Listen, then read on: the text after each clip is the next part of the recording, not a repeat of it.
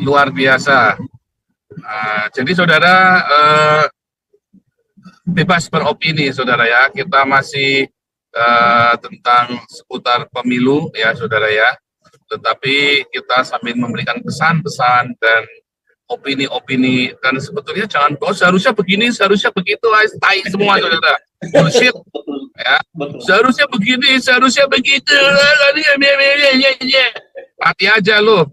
Seharusnya begitu, itu nggak ada di Indonesia yang seharusnya. Yang penting kamu mau apa?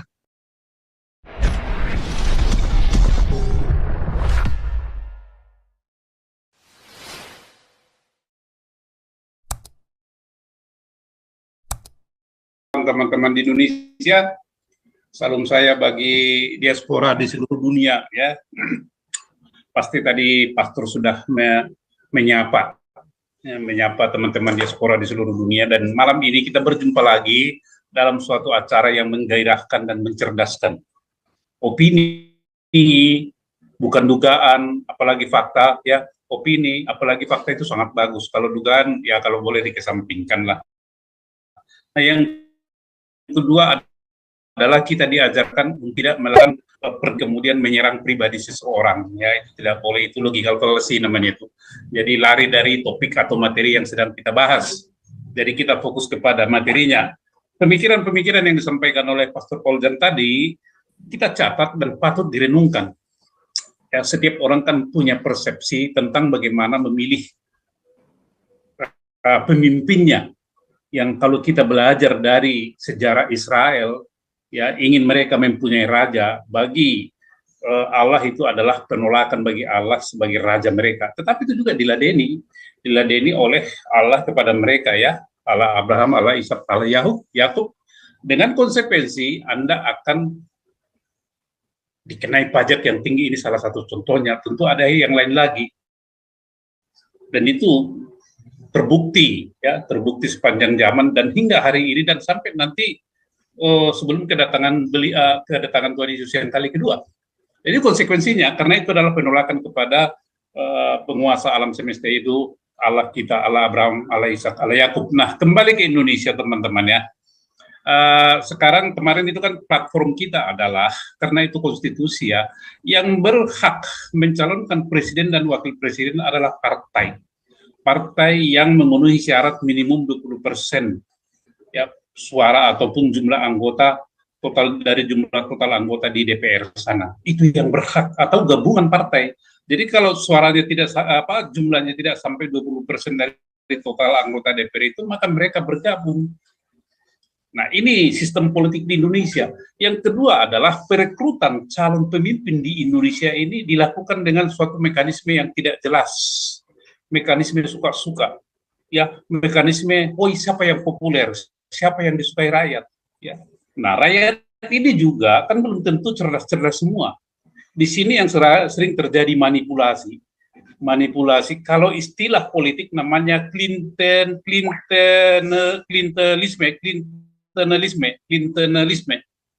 Jadi bagaimana partai itu atau politisi membangun hubungan atau patronase dengan calon pemilih atau voters, berbagai cara dihalalkan, termasuk membeli suara, termasuk dengan berhahaha ini para calon presiden dan cawapres ini. Dan juga ada perhitungan-perhitungan politik. Ini yang mempunyai massa banyak siapa? Ini yang terjadi Bapak Ibu di Indonesia, bukan kredibilitas, bukan integritas daripada seseorang itu. Sejauh mana dia populer, soal kemampuannya itu urusan belakangan. Nah, inilah ciri khas Indonesia yang membuat Indonesia selalu dalam menari poco-poco, maju tidak, mundur tidak, ke samping. Tapi indah dilihat. Kalau perilaku ini kedepannya tidak berubah oleh parpol, bahwa dapat dipastikan Indonesia akan begini-begini dan akan cenderung dia akan terjerumus ke dalam kemunduran, ketertinggalan dibandingkan negara lain. Ya.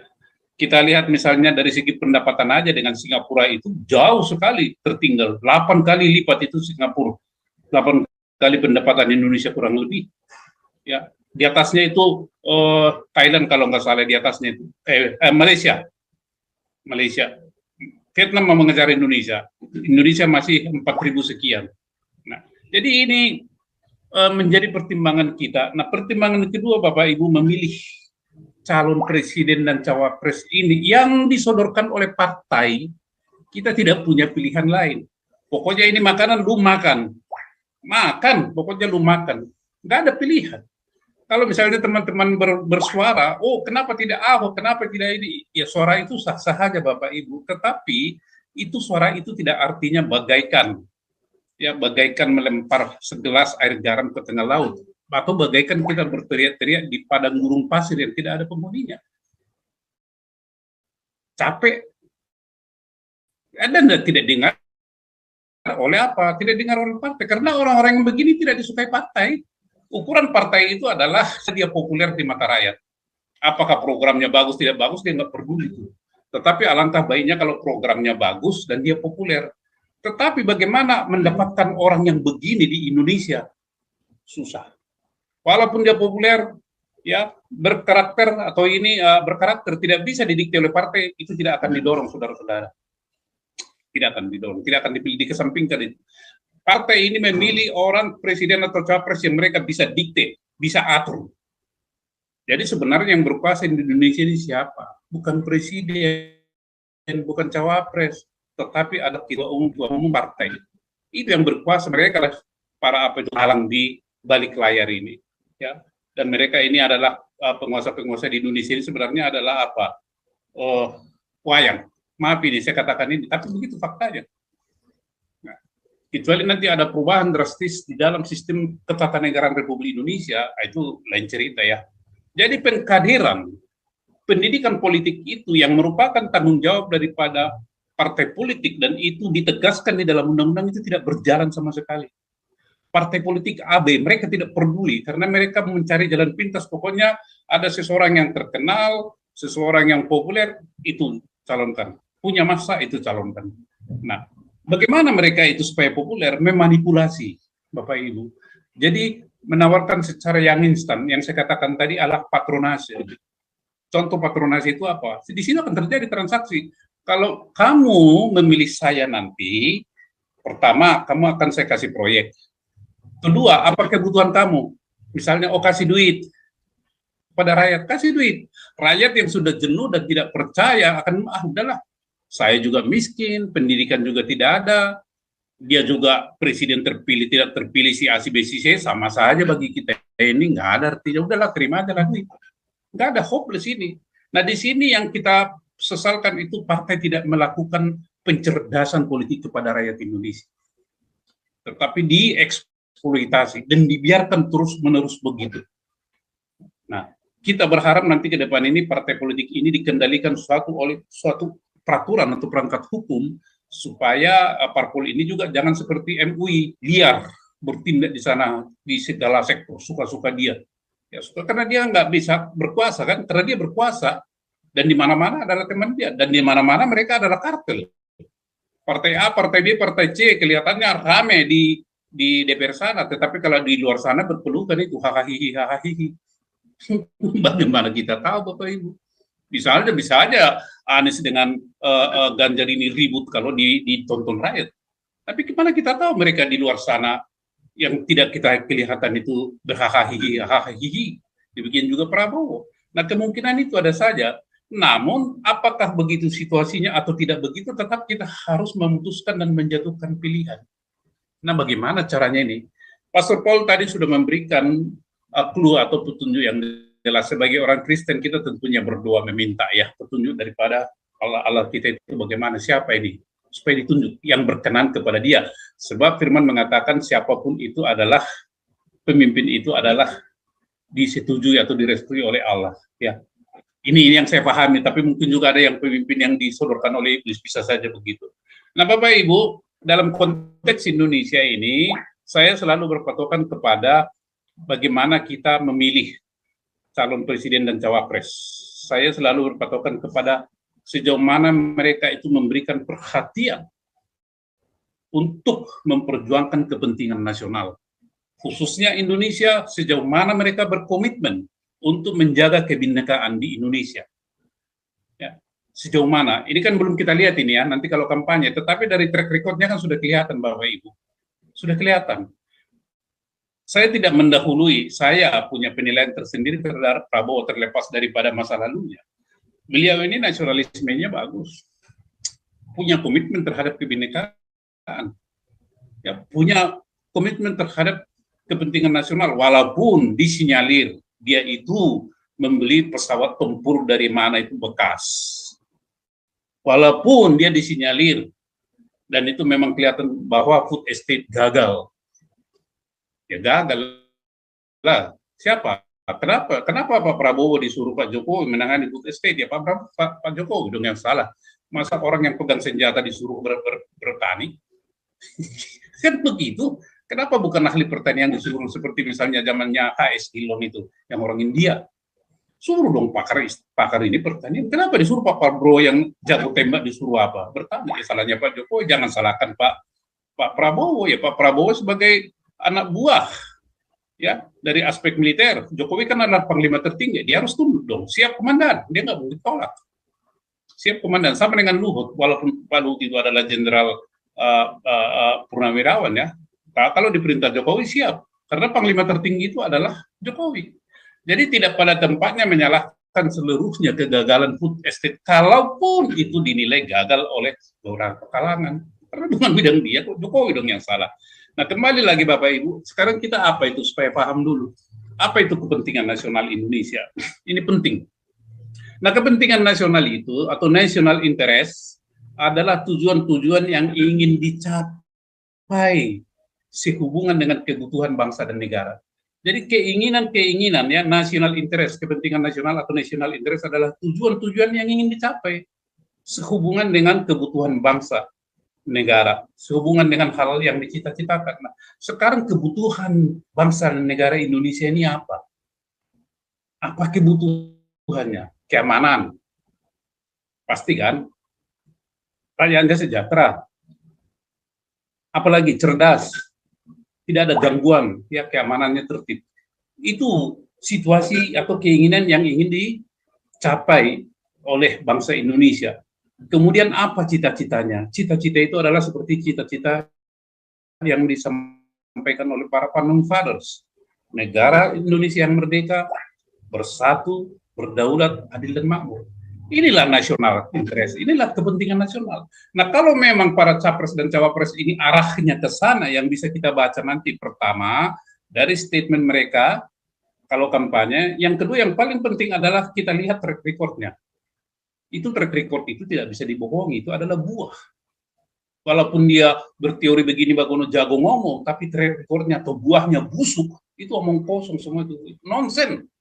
Track record itu tidak bisa dibohongi. Jadi bacalah, lihatlah track record-nya calon pemimpin itu. Bukan karena pintar ngomong, pintar bersilat lidah. Tidak, itu akan menjerumuskan bangsa Indonesia ini.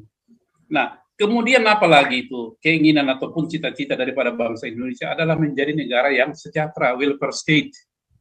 Ya, sama dengan Jerman, Finlandia, Swedia, Australia, New Zealand. Nah, sistemnya ini bagaimana? Nah, ini sistemnya, karena Indonesia ini kan sangat berbineka. Jadi, kalau misalnya wakilnya Pak Prabowo nanti adalah orang yang bisa berdiplomasi luas, tetapi selalu mengutamakan kepentingan nasional, itu saya pikir berpeluang untuk itu. Tinggal masalahnya adalah apakah grassroots ini mengedepankan itu atau tidak. Apakah rakyat ini mengerti apa itu national interest? Jangan-jangan mereka adalah di dalam partai ini oleh partai-partai membangun suatu patronase. Patronase itu atau Clintonisme hubungan ketergantungan Bapak Ibu antara partai dengan rakyat. Diciptakan hubungan yang yang tergantung. Pokoknya rakyat itu nanti udah dah, kamu mau kasih modal seperti Perindo. Ya, ini contoh Perindo ini. Ini contoh yang tidak baik. Dia untuk membangun voters dia itu, dia apa? UMKM itu dia kasih modal. Oh, kasih gerobak, kasih ini, kasih itu. Tetapi persyaratannya ketat. Tujuannya apa? Itu adalah sebenarnya membeli suara, membangun kedekatan atau hubungan. Jadi hubungan itu dijalin hanya didasarkan kepada kebutuhan materi, bukan ideologi. PDIP punya kelebihan, walaupun itu campur, mereka itu ideologi. Sekarang itu sudah agak miring sedikit. Nah, inilah partai ini di dalam membangun hubungan dengan voters atau rakyat supaya mereka dipilih. Kasih iming-iming, lu nanti kalau misalnya pilih ini jadi pejabat, kasih proyek, ya, kamu nanti jadi begini, itu, ya, ini nanti akan dibangun begini-begini, janji manis semua, tapi itu adalah fakta. Nah ini Bapak Ibu, maka kita lihat sekarang partai pendukung atau yang berkoalisi ini karakternya kita lihat juga. Ya, jadi ada dua, ini orang si capres dan cawapres, bagaimana dia dikendalikan oleh partai, ya, atau dia yang mengendalikan partai. Nah yang kedua, bagaimana ini partai ini berperilaku membangun hubungan, ya, hubungan dengan rakyat. Apakah hanya sekedar kasih sekian karena rakyat itu pendidikannya rendah, butuh duit, ya, pendidikan rendah, butuh duit dan pendapatannya rendah lah, dia terima saja itu. Nah kalau partai yang begini selalu itu harus kita mati, jangan pilih orang, ya, partai yang jangan pilih orang yang menurunkan partai yang demikian ini, jangan pilih. Tetapi di dalam satu ini kan ada tiga koalisi, nanti akan berubah lagi. Yeni Wahid punya nilai plus, warga NU dihormati dan perjuangannya itu betul-betul bukan money oriented, bukan dia mencari nama, karena dia bercerita nilai-nilai yang dia perjuangkan mulai dari nenek moyang itu adalah nilai-nilai yang betul-betul menghargai kemanusiaan. Dia tidak mau kalau misalnya untuk mengejar ini itu, dia tidak mau itu, karena dia berpatokan kalau nanti jadi presiden atau cawapres itu kan ada masanya, Pak. Ketika masanya habis nanti apa yang diingat dari sistem presiden? Contoh, apa yang diingat rakyat dari Bung Karno? Apa yang diingat rakyat daripada Bung Soeharto? Apa yang diingat rakyat daripada Habibie? Apa yang diingat rakyat daripada Gus Dur? Pluralisme Indonesia. Waduh, ini kan nilainya luar biasa. Kalau Habibie, tak tahu. Soekarno, Soeharto, SBY, apa legasi yang dia tinggalkan? Megawati, penjual apa? Apa itu bank-bank atau SBY, apa yang ditinggalkannya? Zero enemy, tetapi bertumbuhnya para khilafatus di Indonesia. Jokowi, ya silakan menilai sendiri. Nah inilah Bapak Ibu sebagai kita sharing bagaimana nanti kita memiliki modal memilih capres dan cawapres. Tetapi di atas semua itu adalah karena kita orang percaya meminta petunjuk Tuhan yang Maha Kuasa supaya kita diarahkan tangan kita ini memilih yang benar. Kita juga berdoa supaya Indonesia digerakkan oleh Tuhan supaya tangan dan pikiran mereka diarahkan untuk memilih yang benar, benar dalam artian mengutamakan kepentingan orang banyak, mengutamakan kedamaian di Indonesia, tidak ada persekusi-persekusi. Nanti Pak Prabowo dengan track recordnya yang selalu di blok, kalau wapresnya nanti bagus semua, artian begini, mampu mengendalikan atau memberi masukan kepada Pak Prabowo, 1 tahun 2 tahun dia kalam-kalam aja, benahi itu di DPR sana, karena di DPR itu sekarang kunci permasalahan semua, benahi, nggak usah dulu sentuh yang sensitif ini, pendekatan kemanusiaan, pendekatan kultural itu yang dia lakukan, bangun komunikasi, soal pertumbuhan ekonomi sudahlah 5% itu di-maintain sudah cukup bagus. Tetapi 5 tahun pemerintahannya itu dibentuk satu fondasi yang kuat di Indonesia itu adalah kesatuan dan persatuan itu, harmonisasi, saling mengerti, tidak saling curiga. Itu saja dilakukan Pak Prabowo kalau dia terpilih, sudah luar biasa.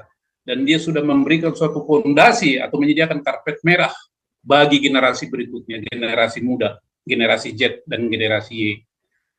Demikian dari saya Pak Kuang atau Pak Franslisi, nanti kita diskusikan, silakan. Terima kasih Pak. Memberkati.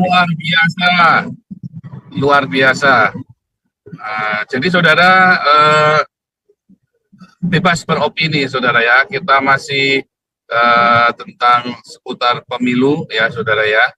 Tetapi kita sambil memberikan pesan-pesan dan opini-opini, dan sebetulnya jangan, oh seharusnya begini, seharusnya begitu, tai semua saudara, bullshit, ya, seharusnya begini, seharusnya begitu, mati aja lo, seharusnya begitu, itu nggak ada di Indonesia yang seharusnya. Yang penting kamu mau apa, itu aja saudara, nggak usah basa-basi. Kamu mau apa, kita mau bikin apa, gitu ya saudara. Seharusnya begini, seharusnya begitu, mah udah kelar saudara hidupku. Ya, kelar hidup lo saudara, istilahnya kelar hidup lo. Ya saudara ya, nggak ada seharusnya.